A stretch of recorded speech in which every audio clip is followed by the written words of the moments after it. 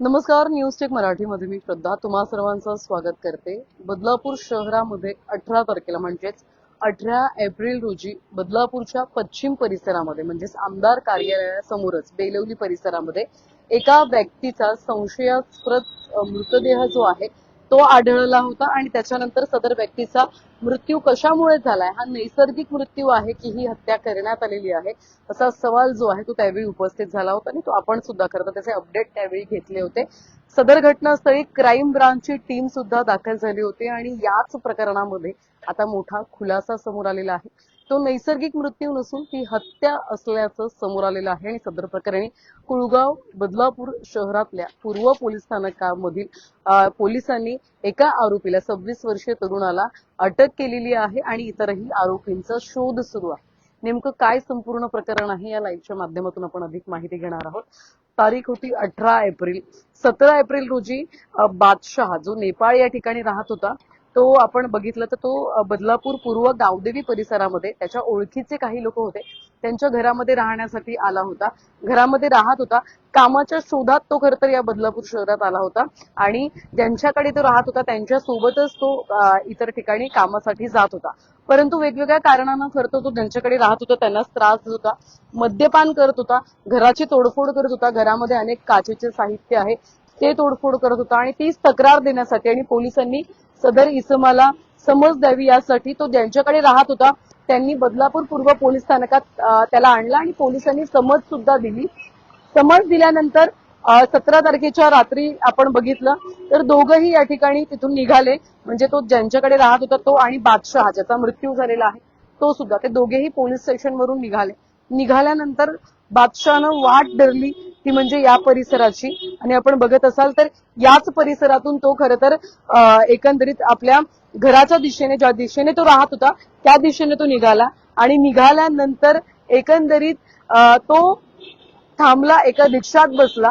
रिक्षात बसल्यानंतर त्याने ती रिक्षा जी आहे ती घेऊन जाण्याचा प्रयत्न केला, थोडक्यात चोरी करण्याचा प्रयत्न केला. तो पूर्णपणे नशेत होता. पूर्णपणे नशेत असल्या कारणानं त्याला सुद्धा या ठिकाणी कळत नव्हतं की तो नेमकं करतोय काय. त्यानं ती रिक्षा घेतली आणि इथून जाण्याचा प्रयत्न केला. तेवढ्यात ज्यांची ही रिक्षात आहे आणि ज्यांनी ही घटना बघितली ते या ठिकाणी आले. त्यांनी म्हणजे काही तरुण होते त्यांनी धाव घेतली आणि त्याला मारहाण करायला सुरुवात केली. मारहाण केली आणि यामध्ये त्याला दुखापत मोठ्या प्रमाणात झालेली आहे. ती रिक्षा त्यांनी ठेवली आणि सदर इसमाला तो इसम जो आहे तो इथून गेला. म्हणजे कोण? बादशाह. तो इथून गेला. गेल्यानंतर झालं काय नेमकं, आणखी एका इसमानं त्याला दांडक्याने मारहाण केलेली आहे आणि सदरची घटना म्हणजे त्याचे पुरावे सुद्धा पोलीस प्रशासनाला मिळालेले आहेत. लाकडी दांडक्याने मारहाण केलेली आहे आणि एकंदरीत ज्यावेळी त्यांचा संशयास्पद मृत्यू जो आहे तो झालेला आहे आणि संबंधित म्हणजे त्यांचा शवविच्छेदनासाठी ज्यावेळी रुग्णालयात ते शव पाठवण्यात आलं तेव्हा पोस्टमॉर्टम रिपोर्ट जे आहेत ते समोर आले.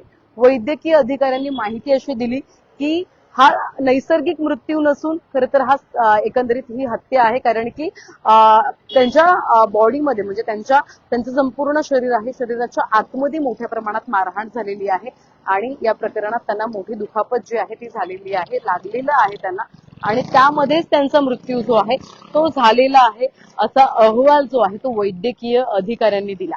आणि हा अहवाल दिल्यानंतर पोलिसांची सूत्र मात्र फिरली आणि पोलिसांनी त्या दिशेने एकंदरीत आपण बघितलं तर तपास करायला सुरुवात केली.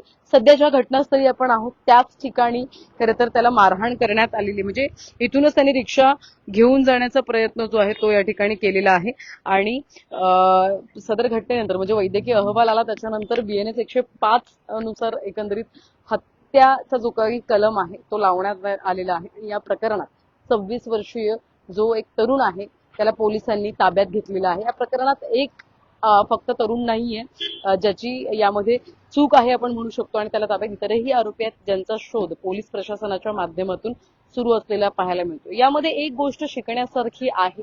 काय तर एकंदरीत तो जो इसम आहे तो या ठिकाणी रिक्षा घेऊन जाण्याचा प्रयत्न करत होता.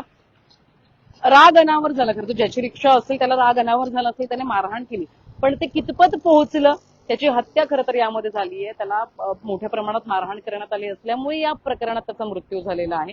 त्यामुळे आता ज्यांनी ही मारहाण म्हणजे राग अनावर होतो आणि मारहाण केली जाते बऱ्याच ठिकाणी आपण बघतो म्हणजे चोरांना सुद्धा किंवा इतरही अपघात होतो त्यावेळी जे वाहन चालक असतात ज्यांची चूक असते त्यांना मारहाण अगदी सहजरित्या कोणीही करतं परंतु ही चूक कुठपर्यंत नेऊ शकते हे यातून शिकण्यासारखं आहे कारण की ज्यांनी मारहाण केलेली आहे त्यांच्या विरोधात आता हत्येचा गुन्हा दाखल झालेला आहे आणि आता इतरही आरोपींच्या शोधात बदलापूर पूर्व पोलीस स्टेशन असलेलं आपल्याला पाहायला मिळतंय दोंदे म्हणजे यामध्ये आपण बघितलं की ज्यांनी या प्रकरणात म्हणजे सदर आरोपीला अटक केलेली आहे दोंदे सर म्हणजे वरिष्ठ पोलीस निरीक्षक एकंदरीत नितीन पाटील यांच्या नेतृत्वाखाली दोंदे आणि त्यांच्या संपूर्ण टीमने खरं तर या आरोपीला आणि या गुन्ह्याचा तपास करण्यासाठी तपास केलेला आहे आणि आता पुढचे इतरही आरोपीच्या शोधात पोलीस प्रशासन असलेलं आपल्याला पाहायला मिळते या संदर्भातले जे काही या पुढचे अपडेट असतील आपण घेत राहू तुर्त तिथे थांबतोय व्हिडिओ जर्नलिस्ट साहिल काळेसह श्रद्धा ठोंबरे न्यूज मराठी बदलापूर